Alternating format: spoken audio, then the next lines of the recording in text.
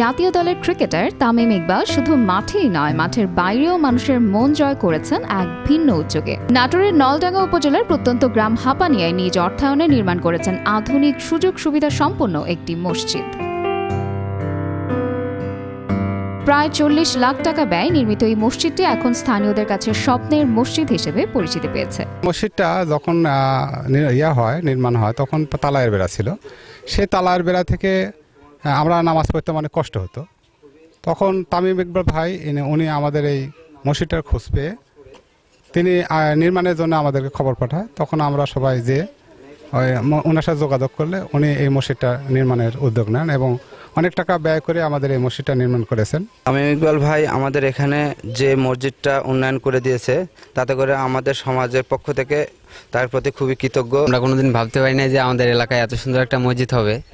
তো মসজিদটা তামিম ইকবাল করে দিয়েছে, তার জন্য আমরা অনেক দোয়া রাখি। আল্লাহ পাক রব্বুল আলামিনের অশেষ রহমতে এই মসজিদটা ছিল আগে সেসার বেড়া, এখন এই মসজিদটা হয়েছে পাকা, এমনকি টাইলস দিয়েও পরিপূর্ণ।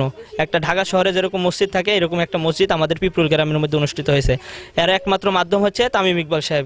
২০১৫ সালে হাপানিয়া গ্রামের স্থানীয়রা একটি ছোট মসজিদ নির্মাণ করেছিলেন, কিন্তু ঝড় বৃষ্টিতে এটি প্রায়ই ক্ষতিগ্রস্ত হতো। একবার এক বিদেশি সংস্থা মসজিদ নির্মাণের আশ্বাস দিয়ে ১ লাখ টাকা হাতিয়ে নেয়, যা গ্রামবাসীদের হতাশা আরও বাড়িয়ে দেয়। হঠাৎ করেই মসজিদ কমিটি জানতে পারে জাতীয় দলের ক্রিকেটার তামিম ইকবাল একটি মসজিদ নির্মাণের ইচ্ছা পোষণ করেছেন। তিনি তার সতীর্থ ক্রিকেটার তাইজুল ইসলামকে ইচ্ছের কথা জানান। তাইজুল তার বাবাকে একটি অবহেলিত মসজিদের খোঁজ করতে বলেন। ঠিক তখনই তাইজুলের বাবা এই গ্রামের দুর্দশার কথা জানতে পারেন। আমার ছেলেকে একদিন তামিম সাহেব বলেছে যে তাইজুল, আমি একটা মসজিদ করে দিয়েছে চাচ্ছি, তোর গ্রামের দিকে, দেশের বাড়িতে গ্রামের দিকে যদি সেরকম একটা জায়গা পাওয়া যায় তাহলে একটা মসজিদ আমি করে দিতাম। তাইজুল আমার ছেলে আমাকে তখন বলল, তখন আমি খোঁজাখাজি করে ওই হাপানিয়া পশ্চিম পাড়াতে একটা জায়গা খোঁজ পেলাম। ওখানে মসজিদ ছিল, সেসার বেড়া, টিনের ছাপড়া। তো ওখানে আমার মোটামুটি একটু পছন্দ হলো। তখন আমি তাইজুলকে, আমার ছেলেকে বললাম যে বেটা এরকম ঘটনা, অমুক জায়গাতে একটা জায়গা আছে, সে জায়গাটা সুন্দর, ওখানে মসজিদটা করলে ভালো হয়, তো কী করা যায় তোরকে।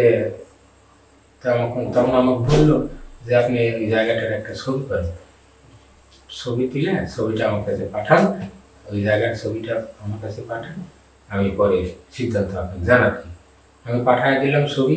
দেওয়ার পরে উনি তামিম সাহেবের সঙ্গে আলাপ আলোচনা করে দেখায়, তারা মত দিয়েছে। আমাকে যখন বললো যে হ্যাঁ ওই জায়গাতে হবে, তাহলে আপনি সেই ব্যবস্থা করেন। তখন আমি আবার গেলাম, যায় মসজিদ কমিটিকে দায়িত্ব বললাম যে এই ঘটনা, এই পরিস্থিতি, তামিম সাহেব একটা মসজিদ করে দিবি আমার মাধ্যম দিয়ে, আমার ছেলের মাধ্যম দিয়ে কাজটা আমি করবো। তো আপনার কি যদি মত থাকে তাহলে আপনারা বলতে পারেন। হ্যাঁ আমরা রাজি আছি, আপনি তাহলে করেন। গ্রামবাসীরা প্রথমে শঙ্কায় ছিলেন আবারও কোনো প্রতারণার শিকার হচ্ছেন কিনা, কিন্তু তামিম ঢাকার একজন প্রকৌশলীকে পাঠিয়ে মাত্র ১.৫ মাসের মধ্যে মসজিদ নির্মাণের বিষয়টি নিশ্চিত করেন। ২০২২ সালে সম্পূর্ণ নিজ অর্থায়নে এবং শহরের আধুনিক মসজিদের আদলে এই দৃষ্টিনন্দন মসজিদটি নির্মাণ করে দেন তিনি। এই উদ্যোগের খবর ছড়িয়ে পড়লে নেটদুনে প্রশংসার ঝড় ওঠে। এখন এই মসজিদটি গ্রামের মানুষের কাছে একটি স্বপ্নের মসজিদ। তাজুল ইসলামের মাধ্যমে একটা আসে, তাজুলের পিতা ইস্কান্দার আলী এই প্রস্তাবটা নিয়ে আসে যে আমরা যদি একটা মসজিদ তৈরি করে দিই আপনাদেরকে, আপনারা নেবেন কিনা। তো আমরা বললাম যে হ্যাঁ আপনারা যদি মসজিদ তৈরি করে দেন। উনি বললো যে কোনো খরচ আপনাদের লাগবে না, যাবতীয় খরচ তামিম ইকবাল সাহেব ব্যয় করবে।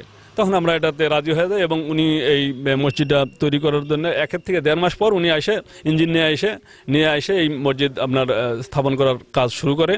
এবং তখন 2% জমি ছিল, আরও 2% জমি বর্ধিত করে আমরা 4% জমির উপরে এই মসজিদটা তৈরি করি। মসজিদটাতে সমস্ত ব্যয় তামিম ইকবাল সাহেবের।